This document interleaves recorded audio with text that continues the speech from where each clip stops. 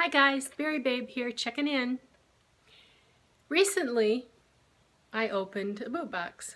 Now, 2 years ago, I bought 3 pair of boots. It was right after, must have been close to when I hit 155 and I was feeling so all that.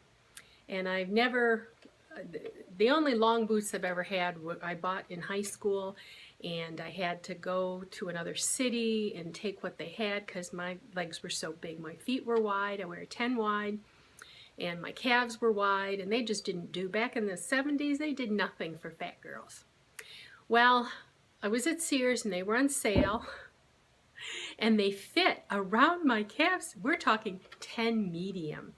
They fit my feet. They don't have heels. They're flat. So I thought, well, that'd be good for being out and around in the winter, because I'm not one to wear heels in the winter, and I really hadn't been walking on heels anyway, let alone on the ice. We live in Michigan, and that was before we were heading south in the winter.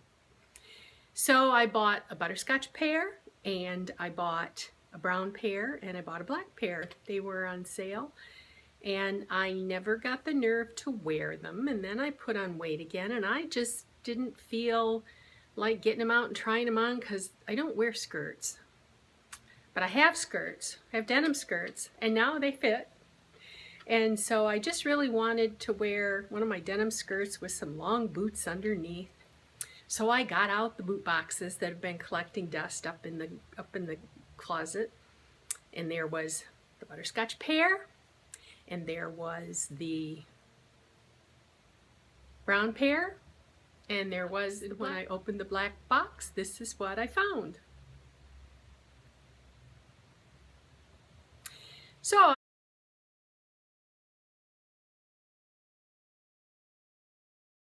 tried on the one black boot, hoping that I hadn't walked out of the store and not checked the box to make sure there were 2 boots. Well, you know, I've had injury to my toes in the last couple of months. The toes are tight, the heels are huge, and the calves are way too big on me. I guess it's good news that the calves are big. That means my calves have gone down, but the boots now, they kind of flop around.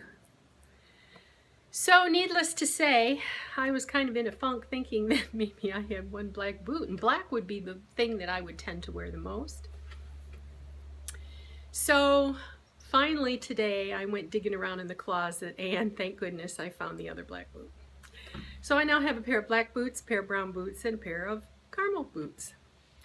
Whether I will wear them or not, I don't know. I have a pair of Skechers black velveteen half boots, you know, ankle boots, and they are so comfortable. Anytime I want my feet to be warm, that's what I pick, even though I have to use a shoehorn to get them in. So, I don't know. It's like they weren't a bargain, were they? I can wear them under my skirts, under my long skirts. I have some long skirts, and they would look, you know, semi-fashionable. I still don't know if I have the nerve to do that, and they just are not comfortable. So anyway, that's my latest fashion. I do have a pair of, they're not Uggs, but they have crepe soles, and they're kind of furry, and they have lamb's wool around the top and straps on the side. One of the problems is that I don't have any straight leg pants. They're all flares because, I think I've talked about that before, historically, because I had so much on top, I had to have the flares to even out my body. So I ended up with several extra pair now that I can get into my 10s from way before. I have several pair of 12s that I had bought that I can take in to make them straight legs, to tuck them into boots. Oh, such is the life of a girl with scrawny legs. My calves are big. I can't buy straight leg pants. I can't go into the store and buy leggings because they suck tight around my calves, and they billow around from my knees up to my hips. Tight around the waist, tight around the calves, and then they're like clown pants or joppers, those riding pants. Anyway, to the scale. Oh, to the scale, to the scale. I On Saturday morning, I was 148 and was hoping that I would not eat. Well, I passed several McDonald's on the way up, and I ate on the way up. I ate what my sister had, and then I ate on the way home. Did not do HCG that night. The next morning, I was 148.4. Not too bad, I thought. Sunday, I did not do HCG Saturday night. Sunday, I did not do HCG. I thought, you know what? I am having a hard enough time. If I keep eating like this with HCG full in my system, by the time I get to DC, I'm going to be way up over 150. I thought if I can keep it, if I can keep from hitting 150, if I can get to 140 even, I'll feel sane. So, yesterday was not an out of control day, but I did eat other than what I would have eaten if I was trying to be on HCG losing weight. And this morning I was 146. Did not do HCG this morning. Today's not been a great day, but I'm hoping that the HCG is coming out of my system. If I can hold here, or within a couple pounds even up of here, till I get to DC. Then when I come home from DC, I can hit it hard again. So I guess I'm calling this a planned interruption, but it's not a Spirit of Simeon's planned interruption by any stretch of the imagination. I'm just trying to keep from going totally Halloween insane. And whether it's because the trees are changing and it's cooler, excuse me, this time of year when it starts getting dark so early, I want to eat and sleep and leave me alone. And beautiful day today. My car's in the shop. It's going to be about $2,000 between the tires and the brakes and the brake adjustments. We're taking it to DC, and then my daughter will have it home while we're gone for a couple of months this winter, so it's got to be done. It's a four-wheel convertible, two-wheel, four-wheel drive Blazer, which you can't get out of our subdivision if you don't have four-wheel drive, so she's got to have that. So it's been a while since we had a hit that large, but it's almost like it just adds to the car payment. You know, it's price of doing business. So other than that, I'm not doing much of nothing. I'm still playing in my clothes. I do a little bit and then I get overwhelmed and I stop. I washed all the t-shirts I found. I bought over the years, I never really wore them, t-shirts when I'd find nice heavier t-shirts, long sleeves, 3/4 sleeves, to wear with all those pajama pants I collected. And then when I was so big, it's like I didn't feel like I could put them on without a bra. Well, now I don't have to put a bra on underneath. I can just wear a little cami. So some of them are very big, but they're okay for pajamas. So I washed those up and hung those up and I'm still trying, Andy, I'm still trying to get rid of this stuff. So I don't have anything going on. Today's Monday, Tuesday, Wednesday, and then Thursday we hit the road. On Saturday, my daughter was not able to get someone to cover her shifts. They're having a Shakespeare festival at the college, and she's in the Shakespeare class. So she has to do tours from 2 to 4 and 4 to, no, 2 to 4 and 4 to 6. No, 2 to 4 and 6 to 8 maybe. So we may hang around through the first one. But I don't know if we'll hang around till the second one. My husband kind of does it crash and burn about 8:30. So I don't know if I'll hang around and do something with her and take the metro back. We'll just have to wait and see how everybody's doing.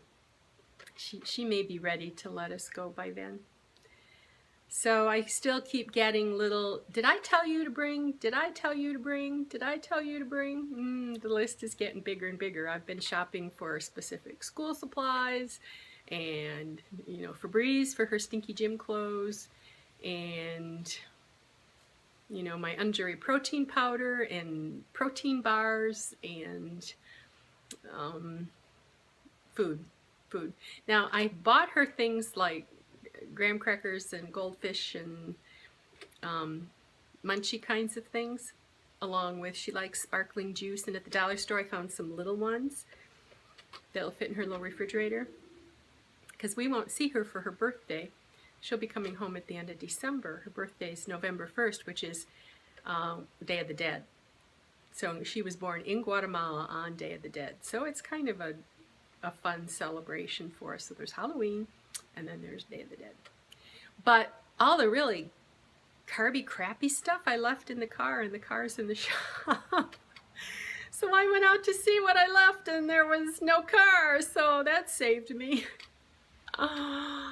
Oh, you know, sometimes the Lord works in mysterious ways.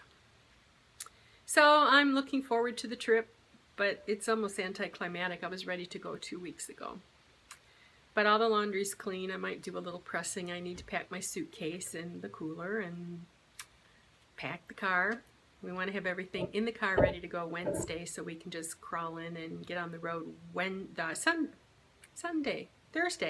Thursday.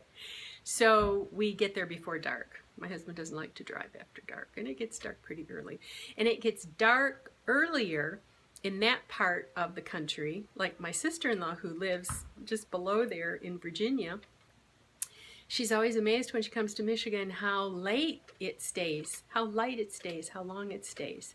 Because as you're going through time zones, they're much closer, you know, to the eastern side. So as the sun comes across, the time stays the same. So we get, it's late much longer. So it'll get dark even sooner there.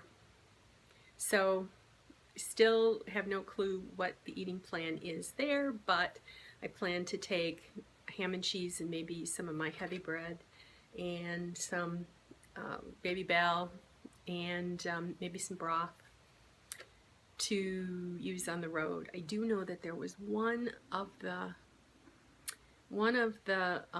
we'd take the turnpike, the Ohio Turnpike, then the Pennsylvania Turnpike, and one of the turnpike rest stops, I think in Pennsylvania, had a Annie's pretzel Annie's, is that what it is? Where they take the hot dog and they wrap the pretzel around it and cook it. And the last time we went through there, I was trying so hard to stay on plan.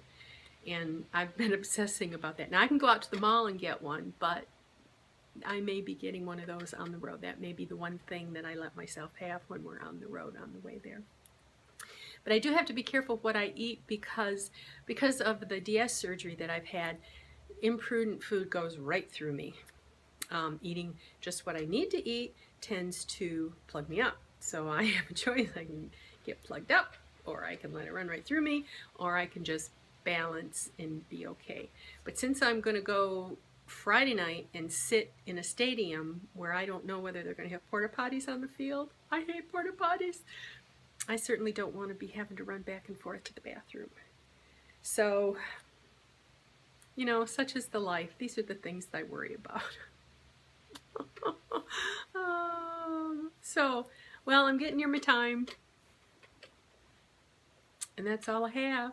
Not much going on in terms of vlogging. I'll try to vlog at least once before we leave for DC, and I don't know what I'll be doing while I'm in DC. So, that's all for now. Bye-bye.